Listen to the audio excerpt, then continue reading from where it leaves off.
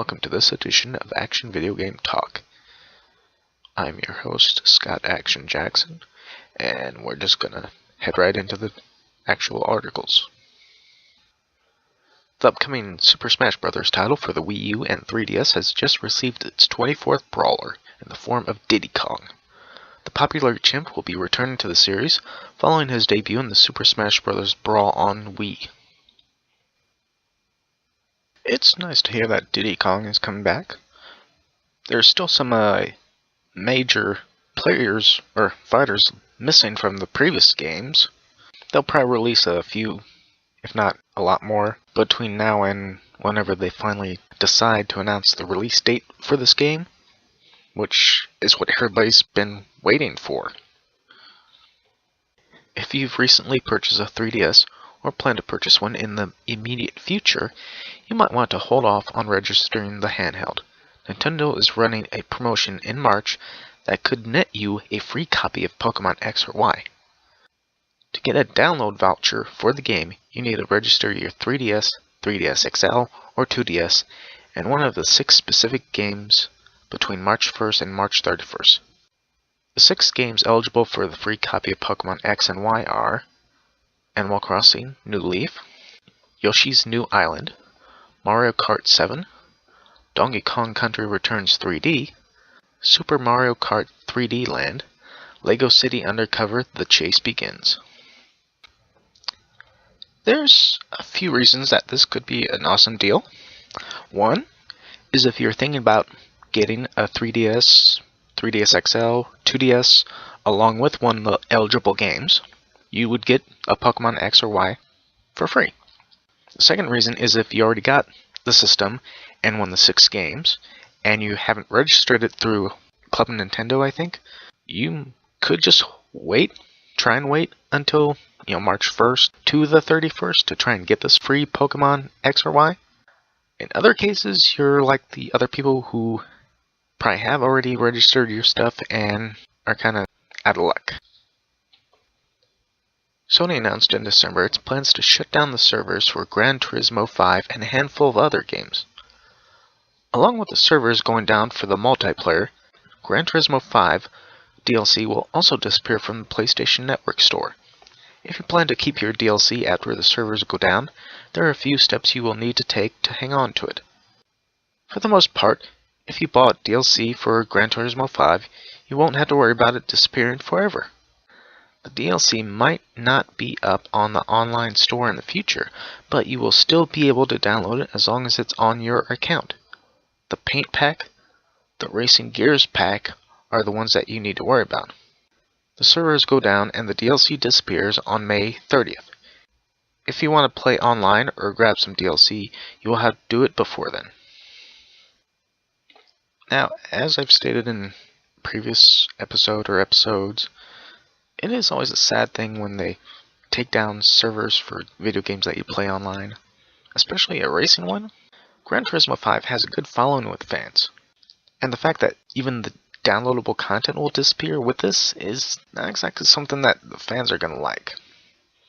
I mean, they do have Gran Turismo 6 that came out, so maybe, if anything, they might try to do like a version of the downloadable content for the Gran Turismo 6.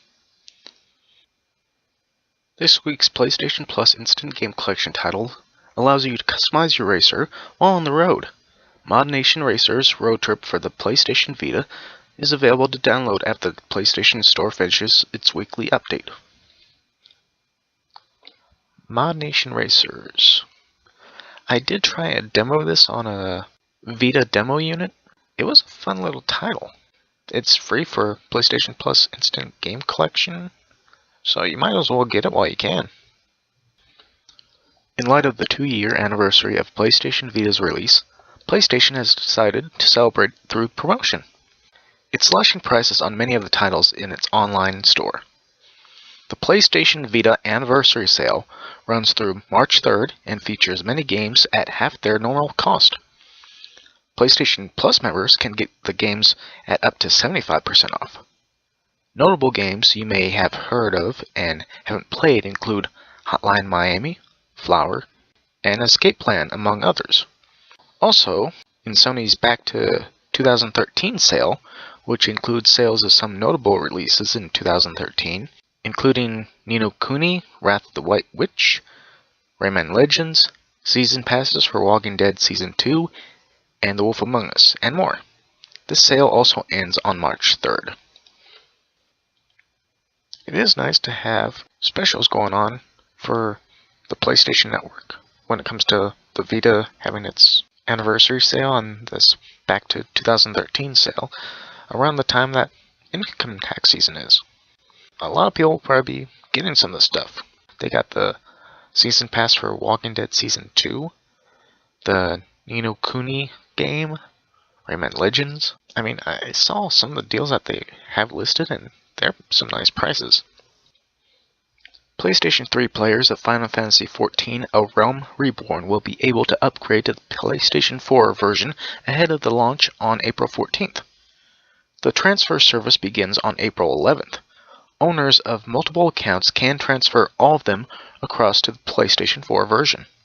Since the character data such as levels, earned items, and story progression is saved server-side, this will transfer automatically when the player first signs into Final Fantasy XIV on the PlayStation 4. However, player-created data such as micros and hotbar data currently cannot be transferred. Square Enix is working with Sony to eventually allow players to access this data through the PlayStation Network servers. Is there an incentive for upgrading? Indeed. Transferred players will gain access to Final Fantasy XIV on April 11th, days before the official launch date on April 14th. Once you've transferred to the PlayStation 4, there's no going back. Your old PS3 copy will be deactivated. If you want to play on two consoles, you'll need to buy the game for each one. Players who don't already own the game on PlayStation 3 will need to purchase a copy for the PlayStation 4. Transfers between PC and console versions are not permitted. This is a nice little thing for Final Fantasy XIV players, that they're going to be doing this transfer upgrade days earlier. I don't know if some people were thinking, if they got the upgrade, they can still play the PS3 version, but apparently you can't. Knowing Square Enix and Sony, they'll probably figure out something for the player-created data, like the macros and hotbar, to be changed over to. Just give them a while. Namco Bandai announced that the next game in their Dynasty Warriors Gundam series, Dynasty Warriors Gundam Reborn, is coming to PlayStation 3. The game is being developed by series regular Tecmo Koei and will be available as a digital release through the PlayStation Store. Set in the Gundam Universal Century timeline, which is primary timeline in the Gundam universe, Dynasty Warriors Gundam Reborn will allow players to control massive mobile armor units for the first time in the series. 8 of the 17 total Gundam animated series take place in the Universe Century timeline, but the announcement promises players can engage in battles across the Gundam series with the largest roster of mobile suits seen in the series so far, along with sequences with the largest number of missions ever, spanning the entire Gundam series, including Mobile Suit Gundam Seed. Players will also be able to select their favorite mobile suit and band together for intense split-screen gameplay or online co-op multiplayer action. The game will be available summer 2014. My first experiences with the Dynasty Warriors game was, I believe, the first ones. The first Dynasty Warriors and the second one, which was the second one on PS2. But from everything that I've seen from everyone after that, they more or less look about the same as far as gameplay. So it seems like just a Madden and Call of Duty type of situation where they just repeat the same gameplay over and over every year. Now, I did try the very first Dynasty Warriors Gundam game when it came out on PS3 and 360. I think I tried a demo version of it on 360, I think. It was a good title. I enjoyed it. And, the fact that they're making another one proves that they gotta have some fans, and the company itself wants to make enough money to make another one for the fans and for their pocketbooks. But as far as the Gundam series itself, I don't really have that much knowledge of it. I think the last Gundam series I actually watched was I think on Cartoon Network when they had the little chibi Gundams. But the fact that they're making this so far only a digital download release is a bit upsetting. They should be able to make a physical copy too. Microsoft has announced that a Titanfall Xbox One bundle is available to pre-order. Inside the specially themed Titanfall packaging is a standard Xbox One console, Kinect sensor, standard Xbox One wireless controller, Xbox One chat headset, 1 month of Xbox Live Gold, and a digital copy of Titanfall, all for the price of a standard Xbox One console. To clarify, this isn't a limited edition Titanfall-themed Xbox One console and controller. It's the regular black Xbox One. The offer will be available worldwide, though in the UK the offer coincides with the price cut of the console to $399.99. Stocks are limited, however. What they got here with this little Titanfall bundle should be okay for now, because if they do eventually release that very limited edition where the Xbox One is modified on the outside to look like a Titanfall themed one, but this will do right now, especially in the UK where they're offering a price cut on it for $399.99. It does say stocks are limited, probably both in the US and in the UK, so if you want to get a hold of this, you might want to get out there and get your pre-order or reserve down on it while you can. In a recent interview with 24-star, Kiefer Sutherland discussing his portrayal of Naked Snake in the new Metal Gear Solid, he let slip that he recently finished work on a Mortal Kombat game. Speaking with IGN, Sutherland brought up his work on Mortal Kombat as a comparison to his work on Metal Gear Solid 5. Sutherland said, "I did Mortal Kombat, and that's such a huge game. But it's not like Metal Gear Solid 5. Sutherland did not say what role he is playing in Mortal Kombat, but he did say that the work was much faster compared to Metal Gear Solid 5. So the way he said this on the interview is he did voiceover work for Mortal Kombat, so it means one of two things. Either it's for a past Mortal Kombat game like the reboot that came out a while back, or it's for an upcoming Mortal Kombat game, which hopefully that means it'll be next gen or current gen Mortal Kombat instead of maybe like a weird iDevice cell phone game. Is Kiefer Sutherland supposed to be portraying Naked Snake or a big boss in the Metal Gear Solid 5 game? Because that's kind of confusing on this thing here. Following the reveal of the length of Metal Gear Solid 5 Ground Zeroes, Konami has dropped the price for the next generation version. The PlayStation 4 and Xbox One versions are now $29.99 for physical and digital versions. No changes have been made to the price of last generation versions. PlayStation 3 and Xbox 360 versions will remain $29.99 for physical copies and $19.99 for digital. First run copies of Ground Zeroes, and for a limited time, digital versions will unlock content for the upcoming Phantom Pain in the form of additional resources for Mother Base.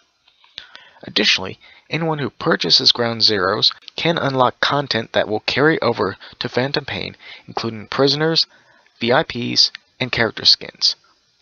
Finally, Konami has announced that iDroid app that mirrors Big Boss's in-game communication device will allow players to access the map, call in air support, or play cassette tapes on the second screen.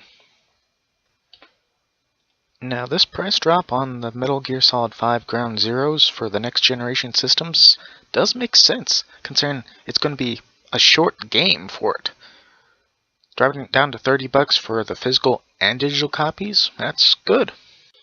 Plus, the little bonuses they included for the digital versions, being able to add like a second screen to interact with the game, and all these additional skins and stuff that can carry over into the full Phantom Pain game. This will be nice. Actually, forget that. It'll be sweet. Ubisoft's assassins sneak into guarded fortresses, drop down onto their enemies, and silence them with their blades. They're practically ninjas. Even so, the next Assassin's Creed game won't take place in the land of the rising sun. In a recent interview with Adweek, Ubisoft's managing director, Jade Raymond, says that the next installment of the game is set in her favorite historical age, but dismissed rumors that it takes place in feudal Japan.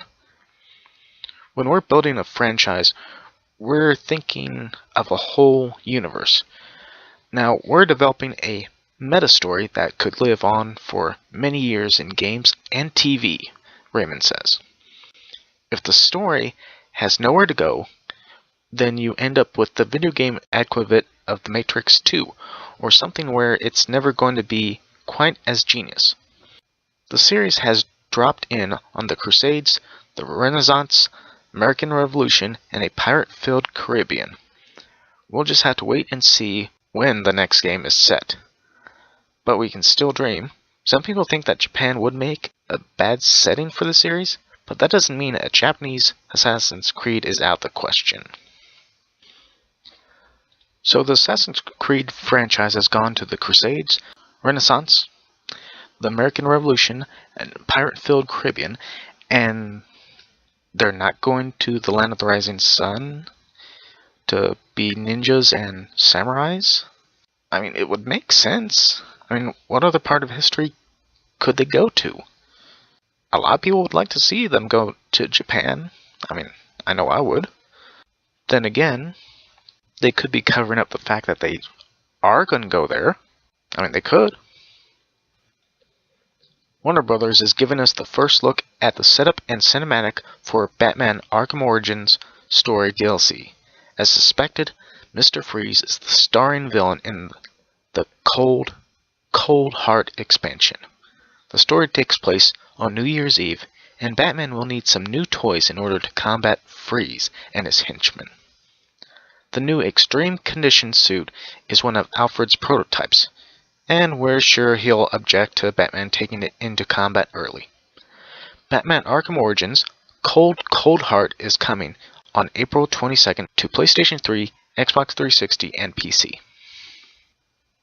So now Mr. Freeze is in Batman Arkham Origins for this DLC, and you get to test out a new prototype suit that somehow the butler made? Weird. I would be curious to see how they're going to introduce Mr. Freeze in here, if he's just going to show up at like wherever the event is taking place. Nintendo has announced it will be ending the online services for all DS and Wii games on May 20th. This will affect online play, matchmaking, and leaderboards. Services that do not require internet connection will be unaffected. The list of titles is heavy on the Pokemon and Professor Layton, but also includes Mario vs. Donkey Kong, Mario Kart DS, Star Fox Command, Animal Crossing City Life, Endless Ocean, and Super Smash Bros. Brawl. For the Layton games, this means that you will no longer be able to access the puzzles delivered via Nintendo's network. This will also cut off players from the Wii channel services related to Mario Kart. Now, this is kind of sad, but expected too.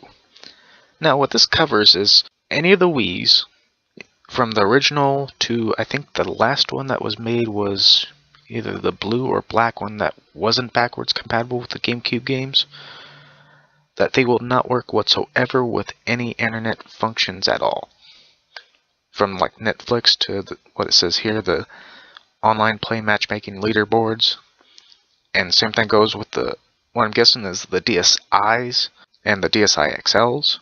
But there's a lot of people who probably still play these games and are going to be a bit upset when this happens. Hopefully they'll have the new Wii U and 3DSs. Rockstar is trickling out some new content for the players of Grand Theft Auto Online next week on PlayStation Network and Xbox Live. The business update, hitting on March 4th, features new transportation, cars, Albany Alpha, Dinka Jester, Gran Turismo R, plane, Vestra, weapons, heavy pistol, special carbine, attire and appearance, new suit jackets, masks, tattoos, blouses, and more clothing options. Rockstar says that the new vehicles and weapons will also be available in story mode. Now this is nice when Rockstar does this. They bring out an update or a patch that includes transportation, weapons, even an attire, appearance. Now the good thing about this is not only do you have it on your online mode, but you can use all these weapons, transportation, and clothes on the story mode too. But the one issue that Rockstar has not been able to figure out is when we're going to be able to do like heists online. Hit indie game Minecraft will possibly get a live-action big screen adaptation, according to Deadline. Additionally, the LEGO Movie's producer, Roy Lee, is involved with the project. When reached for comment, Mojang founder and Minecraft creator Marcus Notch Pearson was able to confirm that talks with WB were real. I've personally mostly stayed out of it, but I do know we've been talking to WB about making a movie. Pearson told Game Informer negotiations have been going on for a while, but I have no idea what the status of those negotiations are or how likely the movie is to happen. Now, this actually says WB picks up the rights to make a Minecraft movie. Now, is it just going to be one, or do they actually have the rights to make other movies too? Because if that's the case, would it only be like the big screen movie, or could they do like DVD movies, like animated ones? Since you're talking about Minecraft here, and the only way they're going to be able to do a Minecraft movie on the big screen is if they're going to do like either all CG, or if they're going to try to combine CG along with live action like they did with the LEGO Movie. I will be curious to see how this does turn out. Players who finish Bravely Default are treated to a teaser movie for the game's sequel, Bravely Second. But there is another way to view the secret trailer without having to finish the game. The Konami Code pops in the darndest places. The well-known code, up, up, down, down, left, right, BA, if input on the main menu of the game, unlocks the special movie option on the main menu. Be warned, the movie does contain mild spoilers about the fate of one of the game's characters. So if you have yet to finish Bravely Default, you might want to hold back on trying out this Easter egg for yourself. Wow, I didn't know that there was going to be a sequel to the Bravely Default game. With as successful as this game is, but it is fun finding out which games can also use the Konami Code and what function it has. If you're a North American subscriber to PlayStation Plus, then March of 2014 is looking like a mighty fine month for you. For starters, Dead Nation Apocalypse Edition is coming to PlayStation 4. The Apocalypse Edition of this PS3 port comes bundled with the Road of Devastation DLC that came to the PS3 version. There's still no word on the PlayStation Vita version of the game. If you own a PlayStation 3, you'll get last year's popular Tomb Raider reboot for free. In addition, indie games Thomas Was Alone and Lone Survivor, the director's cut, are also free. Finally, if you're gaming on the PlayStation Vita, you can look forward to a free copy of Unit 13. The PSP game Monster Hunter Freedom Unite will also be free, though it's playable not only on the PSP, but on Vita as well. Keep in mind, as always, these free games will be staggered across the month of March and won't go up all at the same time. Likewise, these free games will replace other currently free games up on the PlayStation Network. Now this is possibly 5 free games in March, unless of course they add some more. First we got Dead Nation, which is, I'm guessing, some kind of zombie shooting game. I have never heard of it. And then we got Tomb Raider for PlayStation 3. Tomb Raider is a great game. Let's see, we got indie games Thomas Was Alone, no clue what that is. Lone Survivor, the director's cut, no clue what that is. Unit 13, wasn't that like one of the first shooters for the Vita? Well, technically PSP game Monster Hunter Freedom Unite, which is going to be free for PSP and Vita. So technically 5 or 6 free games for the PlayStation Plus membership. Wrestling fans looking to view old wrestling videos will be pleased that the WWE Network app is available for PlayStation 4, PlayStation 3, and Xbox 360. The subscription-based service gives access to over 1,000 hours of wrestling content to watch on demand. The video content spans the WWE's lengthy history, including archived ECW and WCW events. Subscribed viewers also get access to future WWE programming, including every monthly pay-per-view events such as WrestleMania and SummerSlam. Those looking to hop on the wrestling train for $9.99 per month will need to first commit to 6 months with the service. Xbox 360 owners will also need to have an Xbox Live Gold membership to use the app. Xbox One owners will reportedly gain access to the app this summer. The app was developed in partnership with Major League Baseball Advanced Media. It has also launched on iOS, Android, Kindle Fire, and Roku, alongside consoles. So what this is, the WWE Network is a on-demand kind of Netflix program. You have all the archives that they've had covering the old World Wrestling Federation, the WWE older stuff.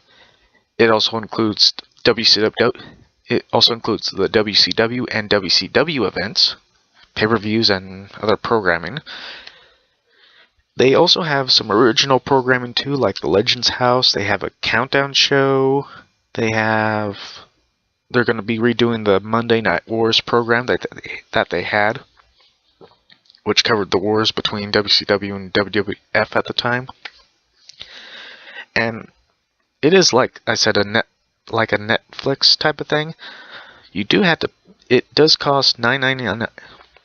It does cost $9.99 per month, but you do have to first commit to 6 months, which does come up to like $60. But the first pay-per-view that you'll be able to stream live on it will be WrestleMania. So normally WrestleMania costs about $60, but this time you only had to pay about $10. Now the app for the network has come out for the PlayStation 3, the PlayStation 4, and the Xbox 360. Xbox One owners unfortunately do have to wait until the summer to get the app. And of course it is also on just about every iDevice. But this is an awesome deal for those wrestling fans that are gamers.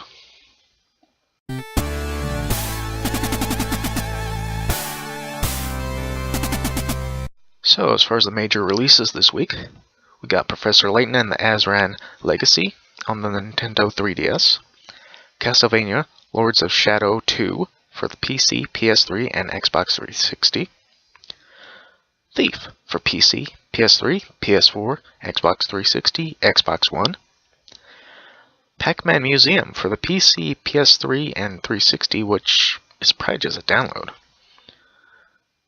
Resident Evil 4 Ultimate HD Edition for the PC, which that might be a download also. Because I don't think there was a retail copy of it, or there might have been. Tales of Symphonia Chronicles for PS3. Plants vs. Zombies Garden Warfare for Xbox 360 and Xbox One. Well, that does it for this edition of Action Video Game Talk. Down below in the description I'll be leaving a link for the Facebook page, and I might be leaving a link for the previous episode. If you did enjoy what was here and some of the other video clips, go and hit a subscribe button so you can see the future videos that are coming out. This video is probably going to be a long one, considering it took quite a few days, and there was some actual last minute news that came out when this was being made. So until next time, bye.